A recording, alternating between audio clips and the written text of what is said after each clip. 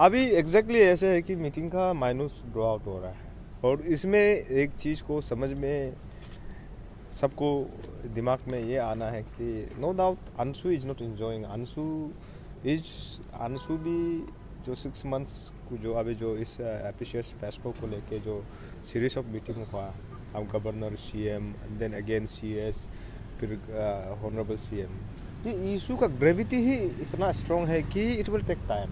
तो इस इशू को कोई कोई जो अभी जो जो जो इस मोमेंटम को जो एस्पेरेंट का साथ है, जो अंशु का साथ है, जो आपसू का साथ है, हम पब्लिक को यही अपील करता है कि इसमें कुछ कुछ प्रोसीजर लैप्सेस हो सकता है अगर बहुत जल्दी करेगा बोलने से, इसलिए it will take natural time. तो सिंस वी हैव हम लोग 6 मंथ का दौरान में हम लोग का बहुत लेटेस्ट अभी अपडेट आया है। अभी जो लेटेस्ट में अभी आप लोग ऑनरेबल होम मिनिस्टर ने ये बोला है कि हम लोग का अभी जितना भी all Arunachal Pradesh students union का, ऑल निसी स्टूडेंट्स यूनियंस का और जॉइंट स्टीयरिंग कमेटी का जितना भी ये जो पॉइंट्स है, अभी इसको let the new chairman's members को अभी आने देना पड़ेगा, क्योंकि इस इशू को टेक्निकली स्टडी अगर आप कोई भी अगर वेल अकाउंटेड है, वेल नॉलेज है बोलने से, कोई भी इशू को आप अगर नहीं पढ़ेगा तो समझ में नहीं आएगा। इस इशू को रिड्रेस करने के लिए एक तो है सरकार अपना सोच को अपना लिख के देगा और ultimately it has to resolve आप गवर्नर और Arunachal Pradesh public service commission का चेयरमैन का टेबल में जाना ही पड़ेगा। तो इसके लिए हम लोग अभी ये डिसाइड हुआ है कि ये मंथ का 17 को स्वेर इन होने का बाद हम लोग का सरकार और अंशु आपसू का जो जॉइंट स्टीयरिंग कमेटी का जो भी एक रेजुलेशन होगा will submit Arunachal Pradesh public service commission का नया चेयरमैन को हम लोग सबमिट किया जाएगा। ये है। और अंदर में थोड़ा सा वायलेंस हो गया था उसके बारे में नहीं, उसमें अंदर में कोई वायलेंस नहीं हुआ था। इनफैक्ट वो अपना अपना इशू को लेके जस्ट काइंड ऑफ आपका डिबेट ही था और ये एक रॉन्ग मैसेज जाएगा कि अगर डिबेट तो ऑफ कोर्स इसमें थोड़ा सा अलग अलग सोच होता है बोलने से भी। इस डिबेट को भी ऑनरेबल होम मिनिस्टर हम लोग का थोड़ा सा नॉइजी लाउड हुआ है, वो चलता है, कोई इशू नहीं, बट वो ग्रेसफुली ही हुआ। गौतम साहब, मेजर कॉन्सेंसस क्या निकला कि अगला मीटिंग किया जाएगा एपीएससी का बॉडी का साथ में, ऐसा ही हुआ?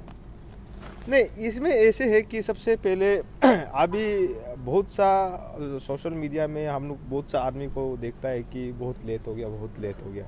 इशू को कौन रिजॉल्व करेगा? अल्टीमेटली कोई भी अगर सिस्टम को रिफाइन करेगा बोलने से, सरकार एक है, ऑनरेबल चीफ मिनिस्टर एक है, इसका बाद इसमें कमीशन है, इसका बाद इसमें गवर्नर का इंटरवेंशन का जरूरी होता है, इसका बाद कोर्ट।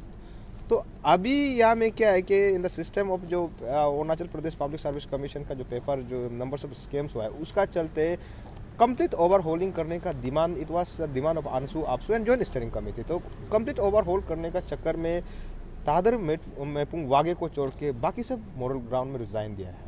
और इसका जो अभी गवर्नमेंट का जो भी आउटकम काम को रिड्रेस करने के लिए, इसके लिए फिर Arunachal Pradesh public service commission का चेयरमैन, सेक्रेटरी और मेंबर होना जरूरी है। इसके लिए हम लोग चीज़ को थोड़ा धीमी से रुक रहा है। जैसे उन लोग रिज्वाइन करेगा the view of Anshu AAPSU and government का जो भी एक जो जॉइंट व्यू निकलेगा, हम लोग will submit to the new chairman.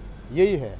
आज जो मीटिंग था कौन कौन था, और खास करके क्योंकि बहुत बड़ा इन्वेस्टिगेशन है, स्टेट का बहुत बड़ा इशू है, तो आप लोगों ने कैसे करके डिस्कस किया? इन्वेस्टिगेशन किस प्रोसेस में जा रहा है अभी? नहीं, देखिए आप, इसलिए अभी हम थोड़ा ऑफ द रिकॉर्ड में भी आप लोग को हम थोड़ा हंसी मजाक किया। आप लोग का प्रेस मीडिया में यही होता है कि नेक्स्ट मीटिंग का आउटकम क्या होगा, नेक्स्ट मीटिंग में क्या होने जा रहा है।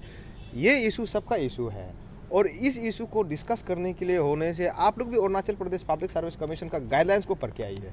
इसका बाद ये जो Arunachal Pradesh public service commission recruitment जो रूल 2019 है उसको भी पढ़ के आइए। तो इसलिए हम लोग इसमें बहुत वास्ट ये सब्जेक्ट है, इसको हम लोग डिस्कस किया। जैसे अभी हम लोग बोला है कि rule number Arunachal Pradesh public service commission का जो गाइडलाइंस है, तो हम लोग बोला है कि रेट्रोस्पेक्टिव लॉ बनाने का है कि नहीं है। तो हम लोग, आप देखिए 52 में बोला है, आपका गाइडलाइंस का 52 को बोल रहा है, if the necessity so arise the rules of the procedure have to be amend with retrospective effect, Arunachal Pradesh public service commission में do according to the urgency face by it. तो इसमें हम लोग इसको 1 by 1 इस चीज़ को, इसके लिए कोई पैनल डिस्कशन करना पड़ेगा। ये आरआर जो है ये इसको पैनल डिस्कशन करने पड़ेगा। ये हम लोग ट्रोली पॉइंट वाइज डिस्कस हुआ है और हम लोग का लास्ट टाइम का जो अनरिजोल्व वाला इशू को हम लोग उसको गवर्नमेंट, ये जो अभी इन राइटिंग में अभी हम लोग कल या शाम तक हम लोग दे देगा। वो उन लोग बोला है कि आपको का जो अभी जो है इन राइटिंग में दे दो बोला है। तो अभी आंसू आपसू और फैन जॉइंट स्टीयरिंग कमेटी का जो सोच है अभी हम लोग सरकार को हम लोग सबमिट करने जा रहा है, और इस चीज़ को रिड्रेस करने के लिए फिर यहाँ से रिकमेंडेशन होके नया कमीशन मेंबर चेयरमैन को जाएगा। तो इसलिए हम बोला है कि ये करेगा वो हम लोग सरकार को भी आंसू आपसू हम लोग कोई भी हम लोग का डिसीजन को इम्पोज नहीं कर रहा है। हम लोग को स्ट्रॉन्ग बेसिस में काम करना है, बाइलो जो SOP है उसका मुताबिक करना है, जो RR का मुताबिक करना है। तो इसमें हम लोग थोड़ा सा हम लोग स्टडी किया है। तो आने वाला दिन में जहाँ जहाँ में प्रॉब्लम है हम लोग को लगता है कि जहाँ में स्ट्रेटनिंग करना है, आपका RR को भी बोलने से करना है, इसका बाद गाइडलाइंस को भी मिलके करना है बोलने से, that too will give to the government in writing form, return form, वही है। और ये CBI का जो चार्जशीट फाइल किया था उसमें बहुत सारे एस्पिरेंट्स का इशू था कि अच्छे से चार्जशीट फाइल नहीं किया, इसका वजह से बेल भी बहुत आसानी से मिल रहा है। कल हम थॉमस गंतुक को बेल मिल गया, तो उसमें उसका बारे में भी क्या CBI का रोल का बारे में भी आज डिस्कस हुआ था। नहीं, CBI को हम लोग ये बोला है कि government all Arunachal Pradesh students union, AAPSU, pan steering committee और सरकार ये एक ओपन गेट बना दे कि सो दैट जो CBI का ऑफिस में एज ए माने PRO OSD इस इशू को रिड्रेस करने के लिए, इस इशू को कॉम्प्रिहेंसिव स्टडी और कॉम्प्रिहेंसिव इन्वेस्टिगेशन करने के लिए एक चैनल बनाई है, so that we can approach them easily, aspirant can approach them easily. आपका ये जो आपका सिविल सोसाइटी का जितना भी लीडर्स है वो अप्रोच कर सकेगा। नहीं होने से क्या होता है कि ये नहीं सोचना है कि CBI जो है जो कंट्री का जो वन ऑफ द माने प्रीमियर जो इन्वेस्टिगेटिंग एजेंसी है, उसका क्रेडिबिलिटी को अगर सही से नहीं करेगा बोलने से यहाँ का जितना भी जो पेरेंट एस्पेरेंट है, हम तो हमेशा बोलते हैं जाइए, CBI आंसरेबल होना पड़ेगा। ठीक है, आपका उसका इन्वेस्टिगेशन का प्रोसीजर को नहीं है, आपका अपडेट को आप देना पड़ेगा। और CBI भी ऐसे एक्ट नहीं कर सकता है कि वो चीफ ऑफ आर्मी जैसे यहाँ में वो उसका प्रोटोकॉल को ज़्यादा ये करके एम्फसाइज करके हमारा एस्पायरेंट को ऐसे फ्रेंडली वे में, मेरा तरफ से हम अपील करते हैं कि वो फ्रेंडली एटीट्यूड में इस मैटर को रिजॉल्व करना चाहिए। गवर्नमेंट का क्या रिस्पांस आपका ये अपील को लेके? गवर्नमेंट का क्या रिस्पांस? गवर्नमेंट का अभी जितना भी देखो ट्रांसपेरेंसी नहीं हो रहा है, जब से केस CBI के ऊपर चला। हाँ, नहीं देखिए, मेरा पर्सनल ओपिनियन बोलेगा तो हम डे वन से हम CBI को आपका जो अपील किया है उसका मतलब आपने रखा हुआ है कि ट्रांसपेरेंसी होना चाहिए, फ्रेंडली बिहेवियर टुवर्ड्स एस्पिरेंट होना चाहिए, आपने बोला कि गवर्नमेंट को आपने नहीं, वही बोल रहा है कि उसको हम लोग अभी राइटिंग फॉर्म में देगा, क्योंकि इन्वेस्टिगेशन पार्ट जो एक है।